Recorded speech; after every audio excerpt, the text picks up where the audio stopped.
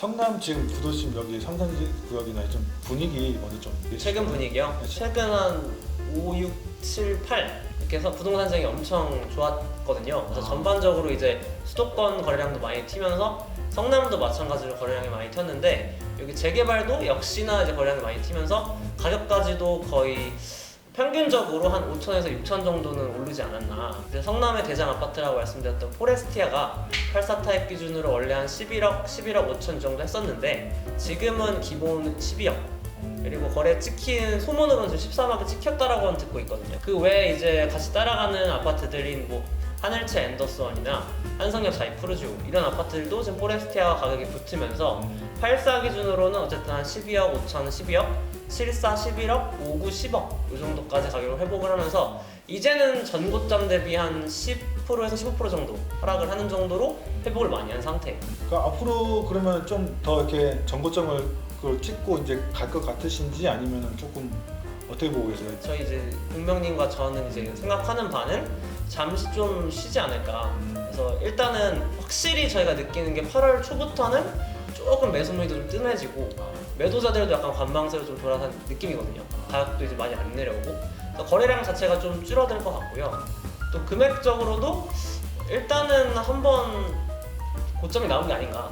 최근에 이제 많이 올랐던 것들이. 그래서 저희는 조금 쉬어갈 것 같아요. 지금 매수 타이밍을 노리고 있는 사람들도 있을 것 같은데 맞아요. 그러면은 지금 나오는 금매를 잡으면 괜찮겠네요. 금매가 나오면은 괜찮은데 금매가 안 나오는 상황이고요. 네. 근데 저희는 말씀드리는 게 이제 올 연말까지 한번 기다려봐라. 늦어도 내년 초까지?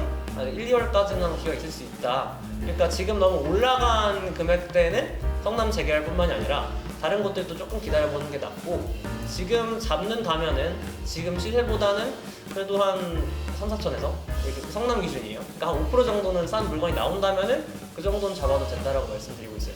지금 거래할 때 이제 어쨌든 매도자는 좀 더 받고 싶고 매수자는 깎고 싶은 그 부동산 거래할 때 그런 마음이 있는데 맞아요. 지금 보통 상승기 때는 매도자들이 약간 물건을 좀 거두는 느낌이 있는데 잘 거래가 많이 되고 하면 맞아요. 지금은 어때요?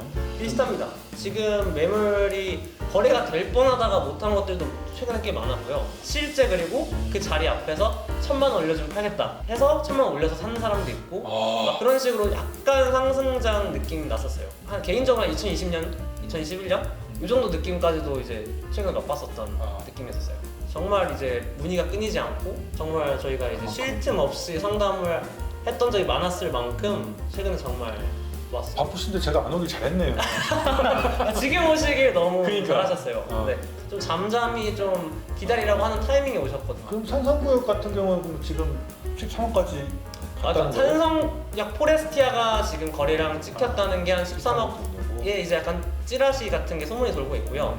그리고 이제 산성구역 이제 입주권이 지금 한 11억 5천, 11억 6천 정도의 입주권이 찍히고 있고 분양가는 어쨌든 84 기준으로 저층만 나왔었는데 한 12억 정도 옵션 포함하면 12억 초중반 정도였어요. 산성역 페리스톤이 입주하면은 13억 정도는 무난히 지금 갈 거라고 봐요. 왜냐면 중고층들은 더 비쌀 테니까. 9월에 금리 내린다고 하고 네. 내년에 이제 좀 경기가 좋아지면 어느 순간에 이제 17억까지 가 있겠네요, 진짜.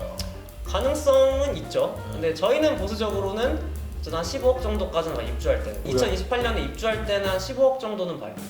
일단 17억이 가려면은 아마 주변에 좀 정비가 좀 완성이 되어 있어야 될 거고 또 위례나 이제 북쪽에 이제 거야 마천 이런 신축들이 전고점을 터치해주는 때가 17억대였거든요.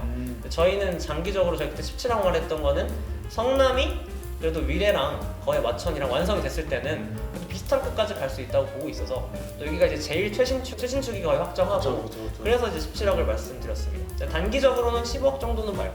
나는 사이에 그렇게 많이 올랐어. 아, 참. 그리고 어제 이제 정부에서 네. 42.7만 호 서울 수도권에 공급한다는 그 발표가 있었는데 그거 간략하게 좀 말씀 좀 부탁드립니다. 그러니까 전반적으로 이제 두 가지 정도 대책을 내놓으셨는데 정부에서 하나는 일단 아파트 일단은 공급을 늘리자. 또 다른 쪽은 이제 비아파트, 빌라 오피스텔 공급을 늘리자. 이 두 가지라고 볼 수 있을 것 같아요. 첫 번째 아파트 공급 대책을 이제 아파트 공급 대책 같은 경우는 일단 재개발 재건축을 이제 특례법을 써가지고 네. 뭐 선도지구, 분당이나 이런 것들도 좀 빨리 해주겠다. 또는 기존의 서울 내에 있는 재개발 재건축들에 대한 어떤 절차들을 간소화시켜가지고 빨리 늘리겠다라는 대책이 있었는데 사실 그건 저희는 실효성이 크게 없다고 보고요. 단기적으로 공급 물량을 늘리는 측면에서 이거에 대한 이유는 일단은 사업성이 안 나와요. 그러니까 가장 중요한 게 공급을 빨리 하려면은 사업성이 담보가 되어야 되는데 일단 지금 서울이나 수도권이나 이런 재개발 재건축들이 사업성이 많이 망가진 곳들이 많거든요. 그래서 걔네들 입장에선 추가 분담금이 핵심인데 그거를 실제적으로 이제 줄여줄 수 있는 확실한 이런 대책들이 크게 보이진 않아서 물론 뭐 용적률 늘려주고 임대주택비를 줄여준다고는 했지만 근데 전반적인 것들이 이제 안 될 것 같아서 일단 그런 대책은 크게 의미가 없다고 보고요. 또 한 가지 이제 뭐 사기 신도시 느낌으로 뭐 이번에 아까 강남 쪽 이제 그린벨트 해제해주겠다. 저는 내곡동 쪽을 찍더라고요. 맞아요, 맞아요. 그런 것들이 사실은 이제 부동산 집값 잡기는 가장 좋거든요. 실제 입주를 했을 때. 이은 이제 이명박 정부 때도 마찬가지였지만 보금자리 주택으로 지금 입주한 내곡 세곡동 아파트 지구 봤어요. 근데 입주하면서 주변 강남권 아파트가 반값에 공급이 떨어지면서 집값이 좀 밀렸거든요.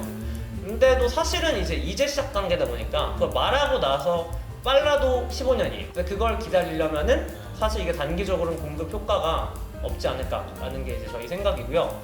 두 번째가 이제 빌라나 이제 오피스텔 같은 비아파트 공급을 늘리겠다는 건데 이건 그나마 좀 실효성이 있어 보이긴 해요. 정부 입장에서 이제 무제한으로 이제 빌라랑 오피스텔을 매입하겠다 신축을 하면은 지금까지 이제 신축 공급이 안 됐던 이유는 업자들이 이게 분양이 안 될까봐 공급을 못했던 거거든요. 빌라나 오피스텔을. 근데 정부가 사주겠다고 하니까 이제 좀 마음 놓고 지을 수 있는 거고 그랬을 때는 또 이제 정부가 이제 빌라나 오피스텔을 소유한 상태라면 이제 실수요자들, 빌라나 오피스텔에 들어갈 수 있는 수요자들이 좀 이제 마음 놓고 전세 사기 안 당할 수 있는 곳들이 생기는 거잖아요. 그래서 최근 2023년에 아파트 전세가나 이런 것들이 막 올라갔던 건 사실 빌라 전세 기피 때문에 이제 그 수요자들이 아파트로 넘어온 것도 일정 부분 있어서 저희가 보기에는 일단 이러한 실수요자들이 다시 빌라 시장으로 넘어가게 된다고 하면은 이제 공급 증가 효과가 있으면서 제가 아까 말씀드렸던 약간 좀 쉬어가는 장이 또 이제 연출될 수 있지 않을까 저희는 그렇게 보고 있습니다. 그래서 실질적으로 이제 어제 나온 88 대책의 이제 가장 실효성 있고 의미 있는 대책은 그나마 비아파트 공급 대책이라고 보여져요. 또 재개발 재건축 그 촉진법 네. 또 발표 같이 했잖아요. 네. 그건 좀 어떤 걸 줄인다는 얘기죠, 촉진법이? 그러니까 특례로법으로 이제 만들겠다고 하는 건데 아까 말씀드렸던 대로 이제 아파트 이제 공급 물량이 워낙 줄었으니까 지금 인허가도 많이 줄고 착공도 뭐 조금 늘긴 했다고 하지만 어쨌든 많이 줄었거든요. 그래서 이걸 빨리 늘리겠다. 근데 지금 민간에서 이제 공급을 늘리기 위해 정부는 이제 재개발 촉진법을 만든 거고 공공에서 한계가 있으니까. 그래서 이제 나온 거는 결국에는 이제 절차 간소화밖에 없는데 이제 재개발 단계가 크게 네 가지예요. 그래서 크게 사업 준비, 그래서 구역 지정하고 뭐 이제 추진위원회 만들고 이런 단계가 있고 실제 뭐 사업 시행 단계라고 해가지고 조합 설립 만들고 이제 사업 시행가 하고 이런 단계가 있고 또 이제 관리 처분인가 하면서 이제 일반 분양하고 이제 이주하고 철거하고 뭐 이런 단계도 있고 마지막에 이제 입주까지 이런 단계가 있는데 그 중에 일단 첫 번째 사업 준비 단계에서 이제 구역 지정과 조합 설립 인가 단계를 이제 절차들을 간소화해주고 조건들을 좀 완화했어요. 그래서 조합 설립 동의율도 원래 뭐 75%인데 한 70%이 정도까지만 해도 조합 설립인가 할 수 있게끔 해줬고 사업 시행과 관리 처분 인가 단계를 이제 한 번에 이제 통합으로 이제 통합 심의를 거쳐서 이제 진행할 수 있게끔 이제 그런 쪽으로 좀 간소화하는 정책들이 나왔다고 보여져요. 보통 재개발 추진하면 10년 이상이 걸리잖아요. 그 촉진법을 하면서 거기가 좀 줄어든다고 하면은 제 생각은 지금 잘 모르겠지만 한 2, 3년 정도 줄어든다는 생각이 드는데 어떤가요? 이제 그거는 이제 현실적으로 만약 사업성이 괜찮은 구역들은 가능성이 있어요. 충분히 일단 사업 시행과 관리 처분인가만 같이 하더라도 1년이 줄 수 있고 또 이제 구역 지정부터 이제 조합 설립 인가 단계를 줄여주는 건데 근데 사실은 이제 그런 구역들이 많이 남진 않거든요.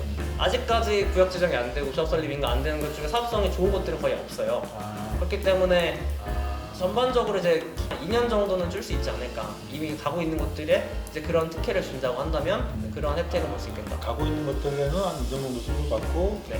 시작하는 것들은 좀 많지는 않겠지만 그런 곳은 뭐 한 3년 정도 줄어들 수 있는 거예요. 네, 만약에 이제 사업 중단 요인이 없고 사업성 정말 좋은 정말 이제 우리가 생각하는 워너비 재개발 재건축 구역이라면 그게 가능할 것 같아요. 근데 지금 현실적으로 그런 구역들이 거의 없죠.